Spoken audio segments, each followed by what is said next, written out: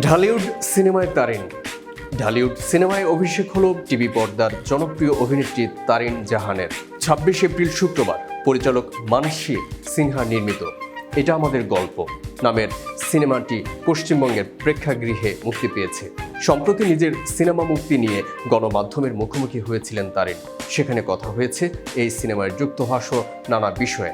তারিন বলেন, এই সিনেমায় দর্শক আমাকে দেখবেন বাংলাদেশের মেয়ে হিসেবে যার বিয়ে হয় কলকাতায়। যে সংসারে বিয়ে হয় মূলত সেই সংসারের গল্প নিয়ে এগিয়েছে সিনেমার কাহিনী। এটি পরিবার সহ সবাইকে নিয়ে দেখবার মতো একটি সিনেমা। আশা করি সবার ভালো লাগবে। প্রায় ৩ দশক ধরে দেশের টেলিভিশন নাটকের দাপটের সঙ্গে অভিনয় করা এই অভিনেত্রী জানালেন কিভাবে তিনি যুক্ত হয়েছিলেন এই সিনেমায়। এটা আমাদের গল্প সিনেমায় তিনি বলেন, মানসী দিদি বেশ আগে একবার বাংলাদেশে এসেছিলেন।